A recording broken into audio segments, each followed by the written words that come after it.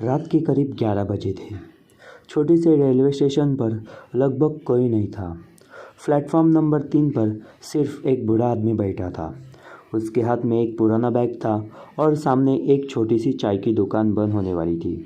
चाय वाले ने पूछा, बाबा ट्रेन कितने बजे की है? बूढ़े ने अपनी जेब से पुरानी घड़ी निकाली और कहा, 12:10 के।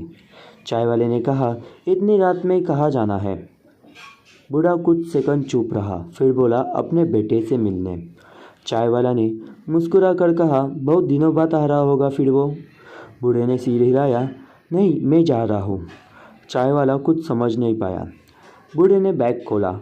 अंदर एक पुरानी शर्ट, एक जोड़ी चप्पल और कुछ दवाइयाँ थी। बस इतना ही सामान था। तभी स्टेशन पर अनाउंसमेंट हुआ, गाड़ी संख्या 142 प्लेटफॉर्म नंबर 3 पर कुछ ही देर में आएगी। बूढ़ा उठकर खड़ा हो गया। उसका नाम रघुनाथ था। 3 साल पहले उसने इसी स्टेशन से अपने बेटे सुरेश को शहर भेजा था। सुरेश तब सिर्फ 18 साल का था। जाते समय उसके पिता से कहा था, बाबा नौकरी लगते ही आपको शहर बुला लूँगा। पहले हर हफ्ते फ़ोन आया, फिर महीने में, फिर त्योहारों पर, और धीरे धीरे फ़ोन आना भी बंद हो गया। रघुनाथ हर साल इसी स्टेशन पर आकर सोचता था, शायद आज बेटा लेने आए, लेकिन कोई नहीं आया। आज वह खुद शहर जा रहा था, क्योंकि गांव का घर बिक चुका था, खेत बिक चुका था और उसके पास रहने के लिए अब कुछ नहीं था। ट्रेन आने में 10 मिनट बाकी थे। तभी एक लड़का दौड़ता हुआ प्लेटफॉर्म पर आया। उसके हाथ में एक छोटा बैग था। वह बार बार फ़ोन कर रहा था। पापा फ़ोन क्यों नहीं उठा रहे? रघुनाथ ने उसकी तरफ देखा। लड़का परेशान था। रघुनाथ ने पूछा, किसका इंतज़ार कर रहे हो बेटा? लड़के ने कहा, मेरे पापा का। कहाँ रहते हैं? यही पास के गांव में। तो फ़ोन क्यों नहीं उठा रहे? लड़के ने सिर झुका लिया। हमारी लड़ाई हो गई। रघुनाथ ने कुछ नहीं कहा। लड़के ने अचानक पूछा, आप कहाँ जा रहे हो? रघुनाथ ने जवाब दिया, बेटे के पास। लड़के ने मुस्कुरा कर कहा, अच्छा है, वो लेने आ रहा होगा। रघुनाथ ने उसकी तरफ देखा, फिर धीरे से बोला, पता नहीं। ट्रेन की आवाज़ दूर से ही सुनाई देने लगी। लड़का अपना बैग उठाकर आगे बढ़ा। तभी रघुनाथ ने उसे रोक लिया। बेटा, लड़का पलटा। रघुनाथ ने कहा, अगर तुम्हारे पापा फ़ोन उठाए ना, तो पहले उनसे कहा ना कि तुम ठीक हो। लड़का चुप रहा। रघुनाथ ने आगे कहा, बाकी लड़ाई आप बाद में कर लेना। लड़के की आंखें भर आई।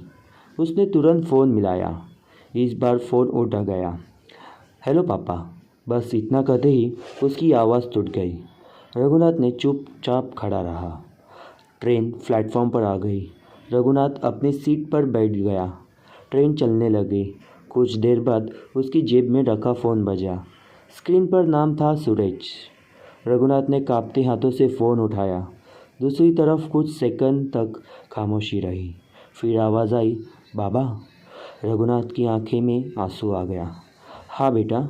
सुरेश रोते हुए बोला, आप कहाँ जा रहे हो? रघुनाथ ने खिड़की से बाहर अंधेरे में देखते हुए कहा, तेरे पास। दूसरी तरफ फिर खामोशी हो गई। फिर सुरेश ने कहा, बाबा आप स्टेशन पर ही रहना, मैं आ रहा हूँ। रघुनाथ ने आंखें बंद कर ली। 3 साल बाद उसका बेटा आखिर उसे लेने आ रहा था। सुबह जब ट्रेन शहर पहुंची, रघुनाथ प्लेटफॉर्म पर उतरा। भीड़ के बीच वह इधर उधर देखने लगा। फिर अचानक किसी ने पीछे से आवाज़ लगाई, बाबा। रघुनाथ पलटा। सामने सुरेश खड़ा था। बालों में सफ़ेदी आ चुकी थी, चेहरा बूढ़ा हो चुका था, लेकिन आंखें वही थी। रघुनाथ कुछ नहीं बोला। सुरेश आगे बढ़ा और पिता के पैर पकड़ लिए। माफ़ कर दो बाबा। रघुनाथ ने उसे उठाया और सिर्फ इतना कहा, बहुत देर कर दी बेटा। सुरेश रोते हुए बोला, हाँ बाबा। रघुनाथ ने उसकी सिर पर हाथ रखा। कोई बात नहीं। फिर दोनों साथ चल पड़े।